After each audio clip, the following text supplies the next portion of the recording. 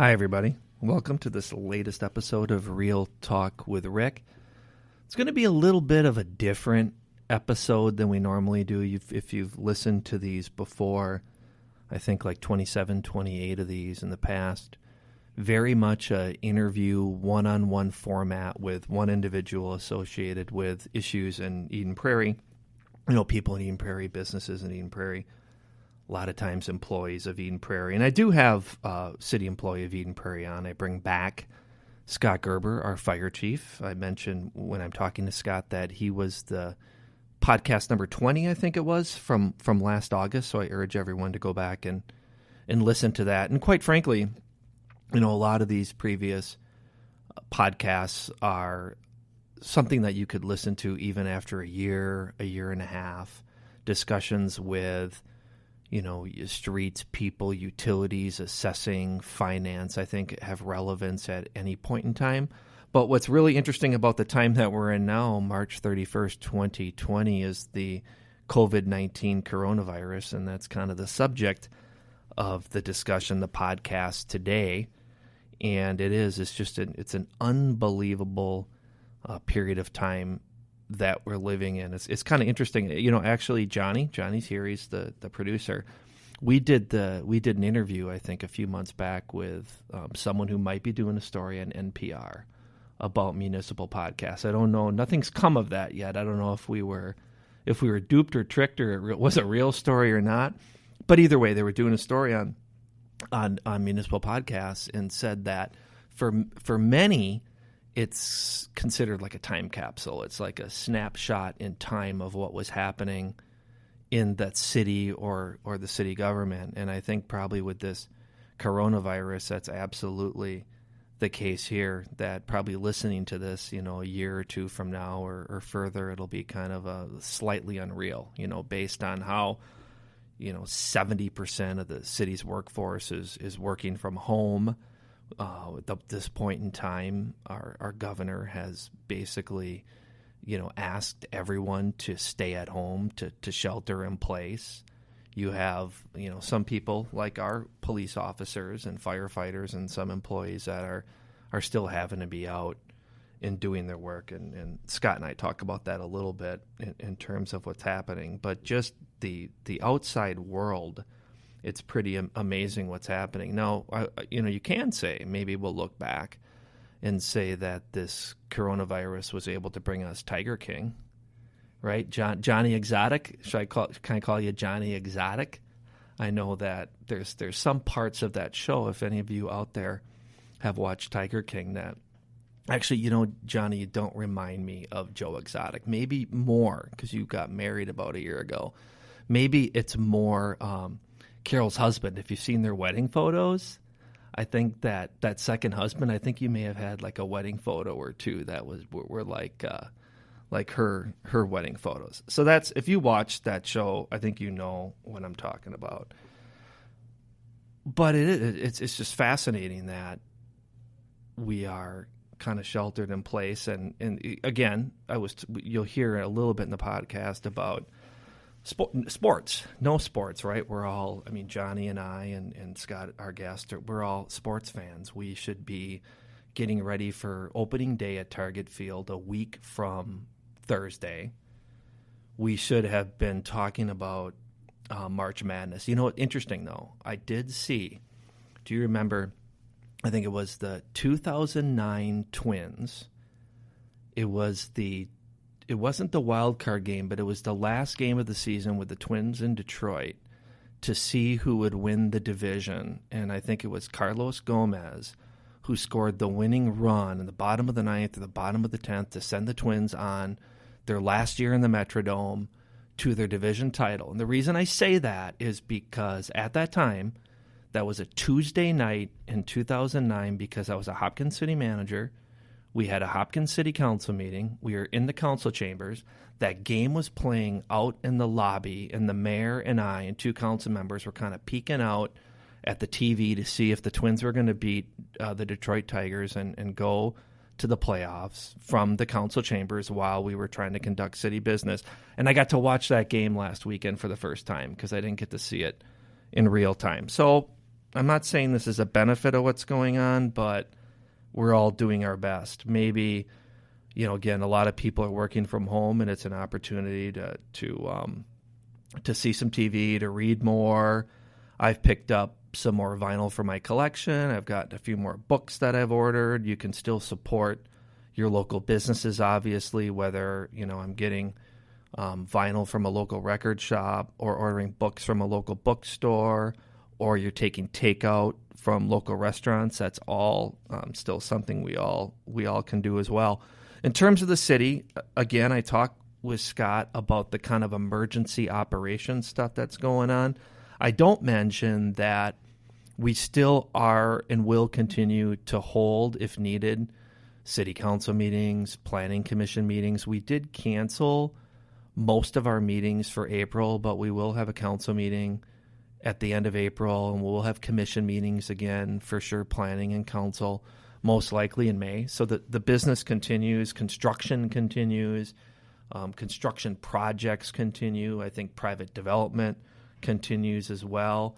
And I've been talking to my colleagues in other cities about what impacts they're seeing on their operations. Because if you think about the cities around us, including Eden Prairie, we've closed our community centers and ice arenas, and some of our recreation programs have shut down, and that'll be an impact on our revenue. But as a city government, we, unlike other cities and other states, we don't rely on sales tax or income tax. 75% of our budget is derived from property taxes.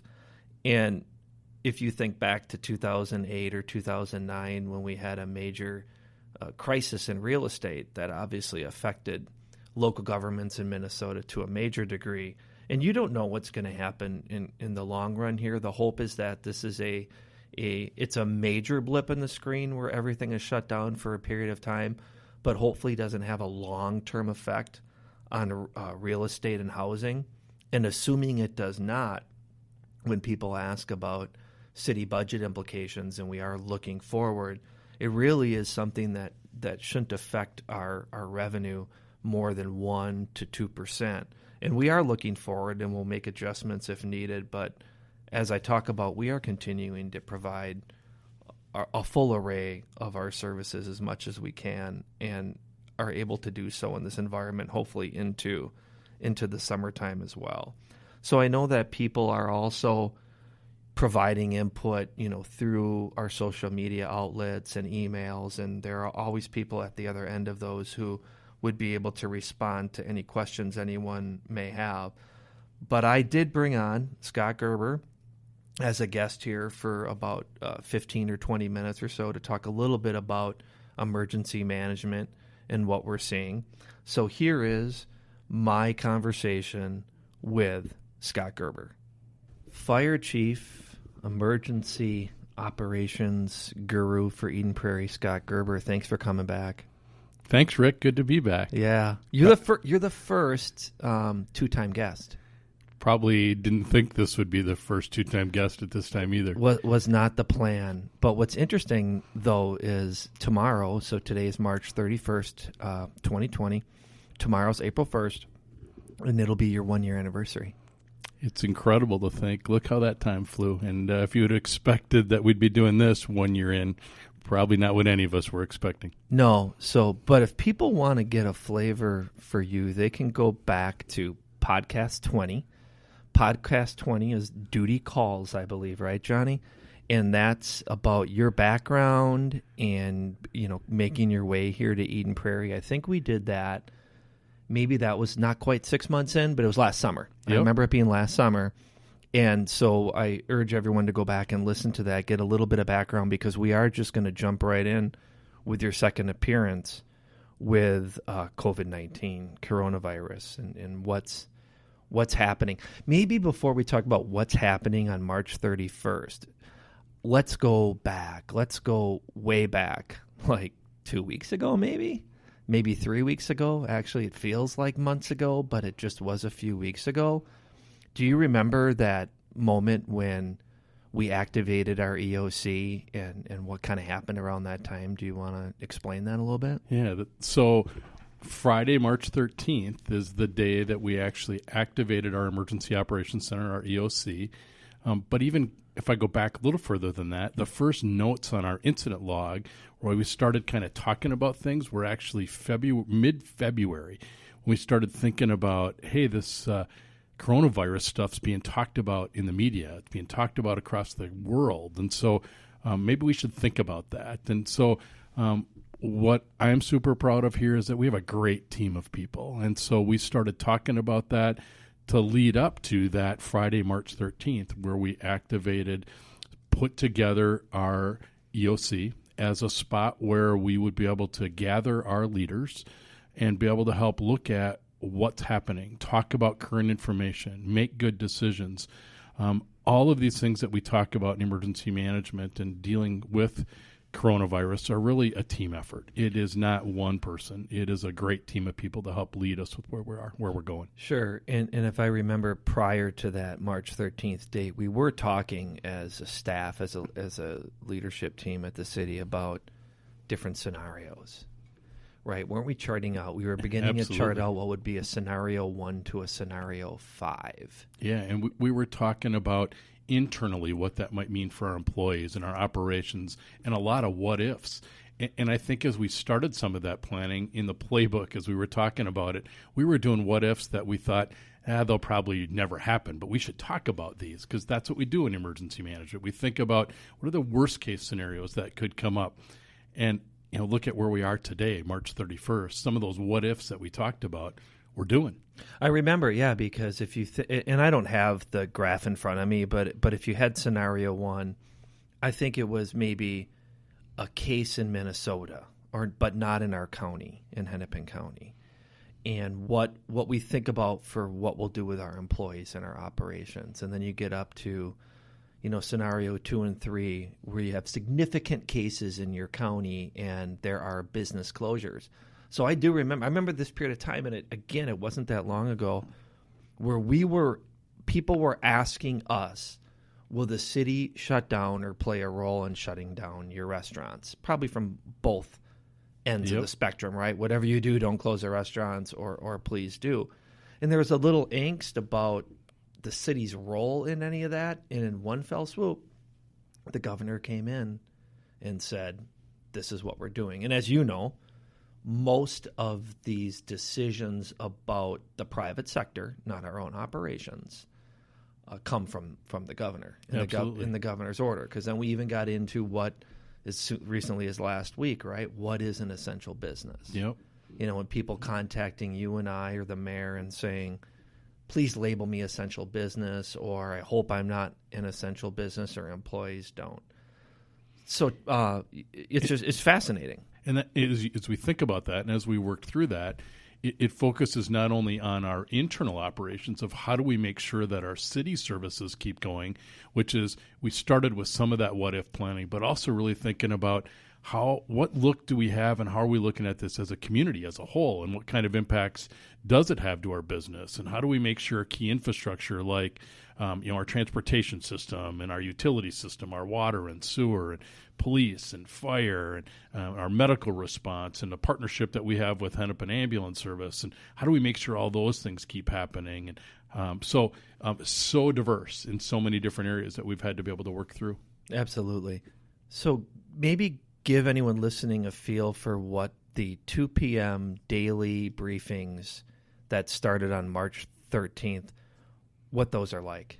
Kind of take you run those and talk about who's there, and I'm there, so I can talk a little bit about what happens, but what we've been doing. Good. So each day, our leadership staff, which includes representatives, and if our department director can't be there, they have an alternate that will be there to represent administration and to park and rec and public works and police and fire and community development, all working on the areas that we provide great services for in the city.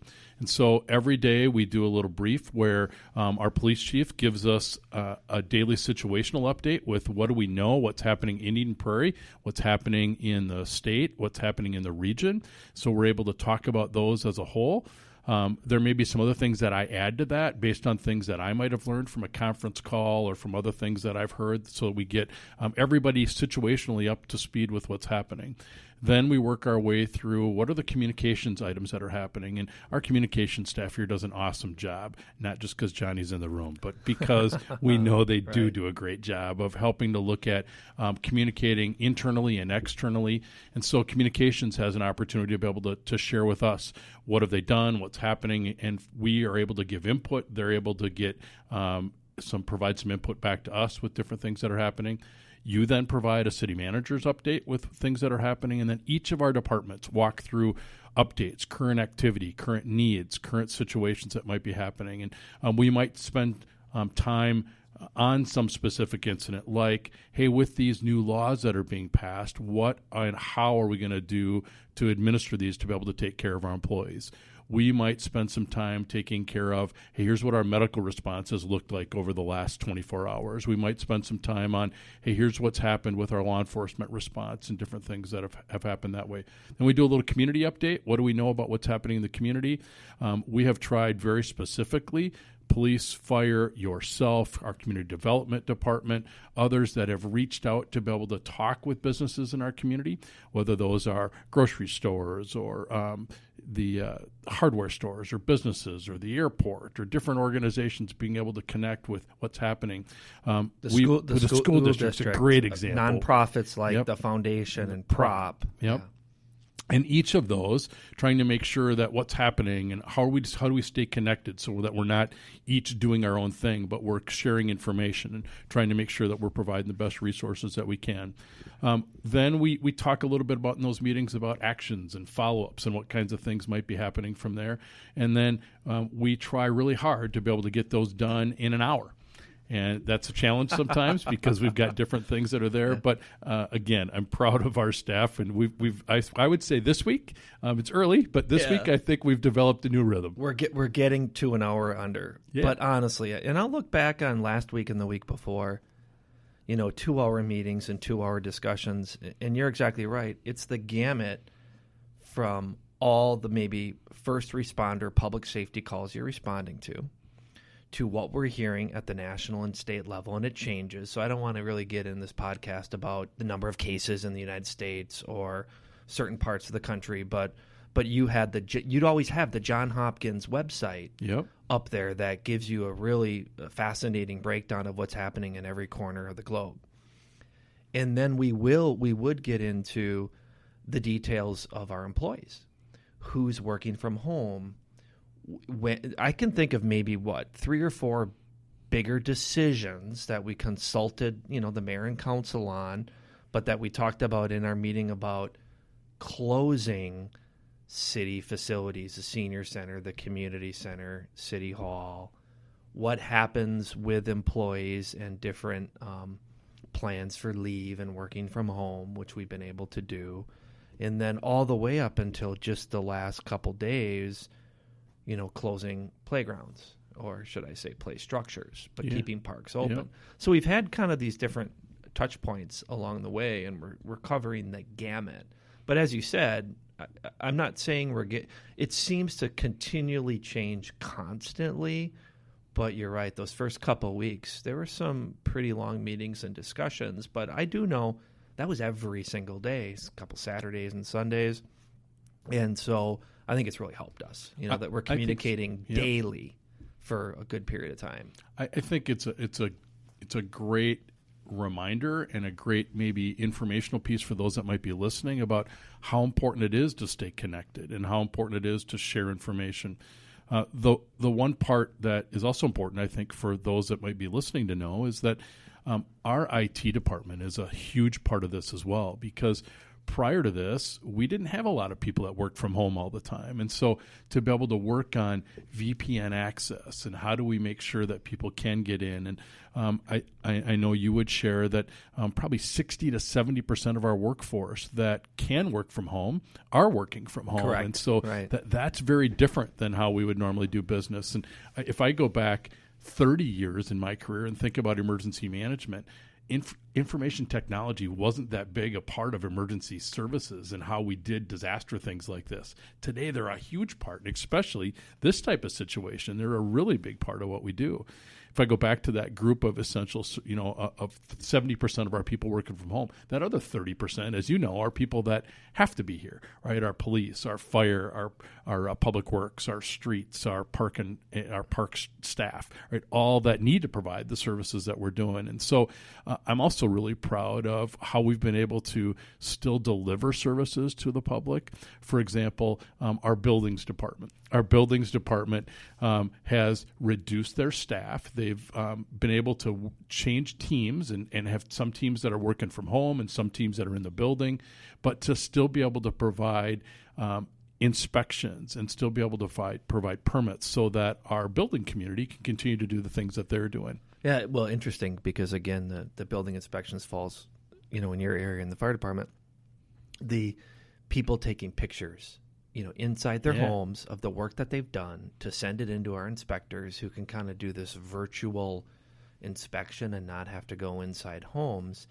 And then seeing, and you and I have both witnessed this, our building official meeting somebody in the parking lot in front of City Hall exchanging a permit for a check if you weren't going to mail that in. So you're right, it continues to happen. I think you sent me an email update, that we still had 70-some inspections, in a given 3 or 4 day period. Yeah, I think last week, there was 70-some permits that we did and about 85 inspections.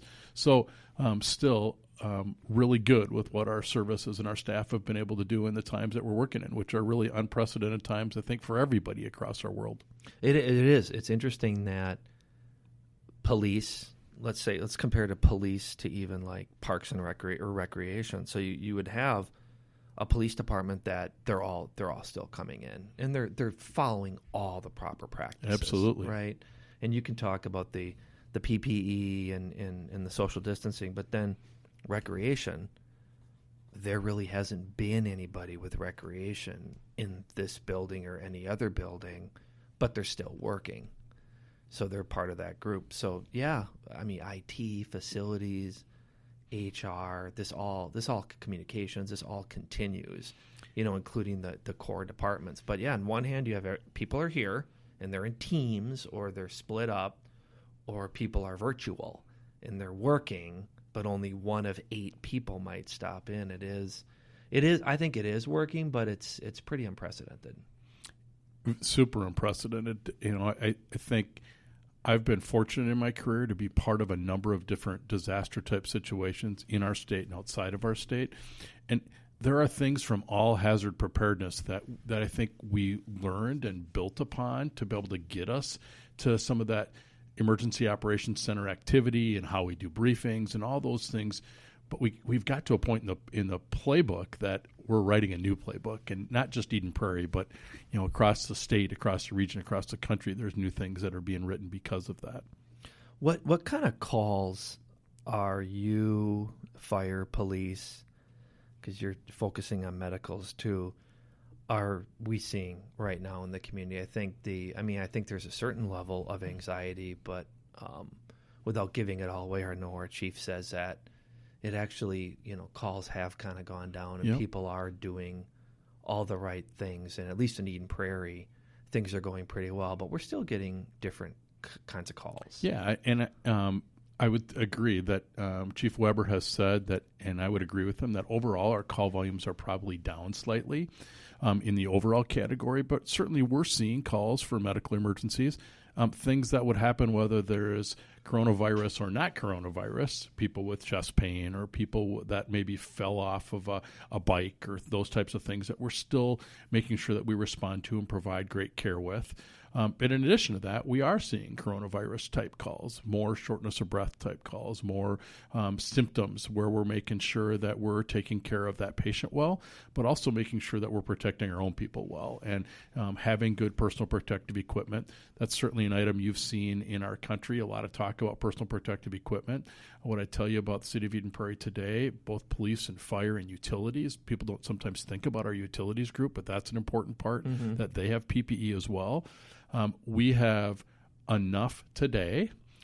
If our stock, if we don't continue to get supplies with things that we've ordered, we'll be just like other parts of the country are. We won't have enough. We're reusing things where typically we wouldn't reuse things. As an example, today a crew went on a call, and based on the call, they needed to use some Tyvek suits to be able to protect themselves. We then come back to the station. In a normal environment, those would get disposed of, and we would move to the next call. Today's environment, those get cleaned, they get properly washed and disinfected, and then we dry them and put them back in service. Yeah, and that reminds me of something because it's come up a few times. Someone would say, how many cases are there in Eden Prairie? Yeah. And my response is, in Minnesota, this is a county-by-county reporting system. You could assume our city has cases, as most cities in the metro area do, but you may go on calls where you're dealing with symptoms, and obviously there are many people that may, have the virus but are not having the symptoms. But I tell people there won't be a city count. There isn't a city count. It's a county. Something that's the county count. There is some private health data involved in that too. Yep, very much so. I think we heard the commissioner of the Department of Health for the state of Minnesota yesterday or the day before. I'm pretty certain that she said you could assume that there are cases in every community all around. That would be a good assumption, but we don't have an exact count.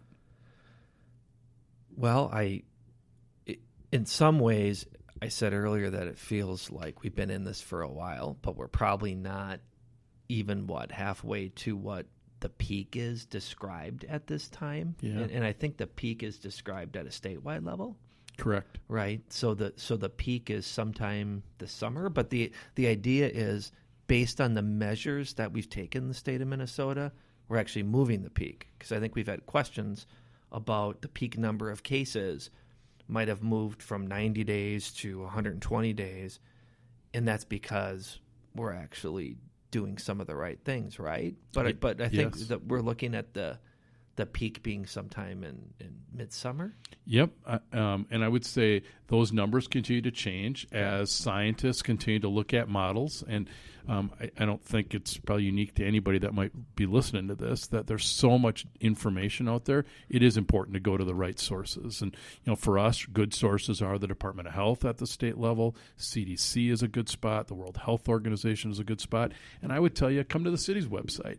Again, our communication staff has done a great job of being able to try to source those other spots. And so if you come here, it's a one-stop shop. You can get to those other locations, but also can provide you some stuff about what's happening in Eden Prairie. What are we currently doing? Yeah, absolutely. And I think has been said on a lot of the messages that have gone out to the community that our services, we're still providing all of our services, and knock on wood, close to April 1st, the plan is that will not change at all. So absolutely, we at our city website, we do put information from other sources as well, and a lot of business information. I know our economic development person, Dave, he's previous podcast guest, is working hard with the businesses and the small business loan programs and the chamber as well. So we are looking out for our residents and our businesses and our employees. So you, like me, and I know Johnny, we don't have any live sports. Yeah, it's different, isn't it? This is very difficult. And if you went back and listened to podcast 20, I think you talk a little bit about being a high school baseball coach. So there isn't going to be a spring high schoal basal season. Yeah, well, they haven't canceled it yet. Okay. So we still got some hope. Okay. But a little ironic, though. Think about the last couple years in our state and how cruddy of a spring it's been. And we've been challenged to get outside and get all 20 games in and play. And now this year, look at it's been awesome. Beautiful days. Right. And I was talking to a couple of coaches yesterday and said we probably could have been on the field. Yeah. Right? Earliest maybe ever. In March. Look at where we are. Yeah. So can't control what we have to control what we can control. And that's we talk about that a lot in baseball, and it's just another example. So I will say though, here's no live sports. So I'm getting a really good deposit with my wife at home though, because lots of Hallmark movies I've been able to watch. So I think when live sports come, the other day I said, you might not see me for a while because I've got my Hallmark built up. Well, I mean, right now, baseball's underway. Baseball would have started last week, professional baseball. NBA'd be going on. We miss all of March Madness. Yeah. It'll be back.